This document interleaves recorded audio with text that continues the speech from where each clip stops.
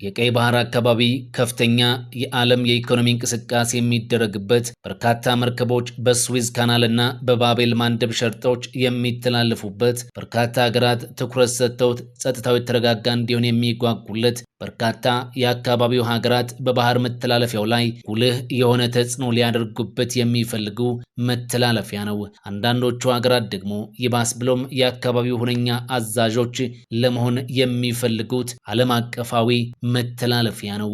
አንዳንዶቹ ሀገራት ደግሞ በአካባቢው ላይ ተጽዕኖ ወይም ኃይላቸውን በማሳየት ሌሎች ተቀናቃኝ ሀገራትን ሊጎዱበት ይፈልጋሉ።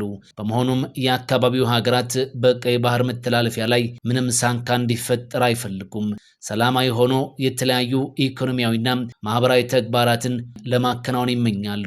ሆኖም በጥባጭ በተለይም አሸባሪዎች በበዙባት ዓለማችን እንደ ቀይ ባህር አይነቱ መተላለፊያ የጥቃት ወይም የአሸባሪዎች ኢላማ ለመሆን የተመቻቸ ሊሆን ስለሚችል ጥቃቱን ለማስቀረት አገራት በአካባቢው ላይ ትኩረት ማድረጋቸው ግድ ይላል። የጅቡቲ ወታደራዊ ሰፈሮች አንድምታ አሜሪካ፣ የአውሮፓ ህብረት፣ ሩሲያ፣ ቻይና፣ ጃፓን ወዘተም በርቀት ከሚገኙ ሀገራት መካከል በቀይ ባህር ላይ ከፍተኛ ትኩረት አድርገው ከሚንቀሳቀሱ ሀገራት ጥቂቶቹ ናቸው።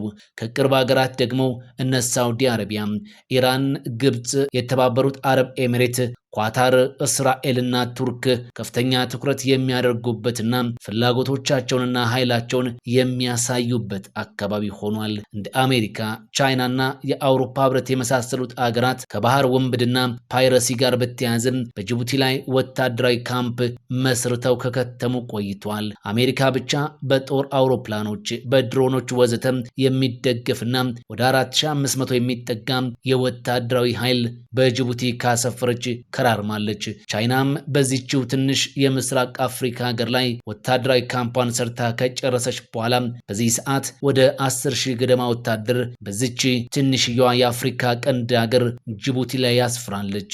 ይህ ወታደራዊ ሰፈር ለቻይና ከሀገሯ ውጪ ለመጀመሪያ ጊዜ ተቋቋመ ወታደራዊ ሰፈር መሆኑ ነው። ጃፓንም እንዲሁ ለአነስተኛ ኃይል የሚሆን ካምፕ በጅቡቲ አላት። ከ4,000 በላይ ወታደር የሚይዘው የፈረንሳይ ካምፕ ቋሚነቱ አገሪቱ ነፃ ከወጣችበት ከ1977 ዓ.ም ጀምሮ የቀጠለ ነው። ይህ በጅቡቲ ላይ የሚታየው የሀያላን አገራትና የአካባቢው አገራት ወታደራዊ ስብስብ ምን አንድምታ ሊኖረው ይችላል ብለን ከጠየቅን ሁኔታው በቀላሉ ሊታይ የሚችል አይደለም። አሜሪካኖች በአረብ ባህረ ሰላጤና በምስራቅ አፍሪካ አካባቢ ላይ እየተንሰራፋ የመጣውን የአሸባሪዎች እንቅስቃሴን ለመቆጣጠር ይፈልጋሉ። ስለሆነም በየዕለቱና በየሰዓቱ በድሮኖችና በሳተላይቶች ክትትል እያደረጉ ጥቃት የሚሰነዝሩበት ብሎም ልዕልናቸውን የሚያረጋግጡበት አካባቢ ስለሆነ ከአካባቢው በቀላሉ የሚለቁ አይደሉም። እንዲያውም በጣም በሚገርም ሁኔታ ከሁለተኛዋ የዓለማችን የኢኮኖሚ ቀዳሚ ከሆነችው አገር ከቻይና ጦር ሰፈር በቅርብ ርቀት የራሳቸውን የጦር ሰፈር አደራጅተው ነው በጅቡቲ በመንቀሳቀስ ላይ የሚገኙት። ሁለቱ ሀያላን ሀገራት በሆነ ትንሽ ጉዳይ ቢጋጩ እንኳን ምን ሊከተል እንደሚችል መገመት በሚያስቸግር ሁኔታ በዚች ትንሽ ሀገር ቅርብ ለቅርብ ተፋጠው ጥቅማችንን ለማስከበር ነው የሰፈርነው የሚል አቋም ይዘው መኖር መቀጠላቸው ለኢትዮጵያና ለመሳሰሉት ለአካባቢው አገራት እንቅልፍ የሚያስተኛ ሆኖ መገኘት አይኖርበትም ይላሉ በርካቶች። ኤርትራም ብትሆን ይህ በጅቡቲ ላይ የሚታየው ሁኔታ ለወደፊቱም ቢሆን በእኔ ላይ ምንም የሚያመጣብኝ ሳንካ አይኖርም ብላ የምታስብ ከሆነ የዋህነት ነው።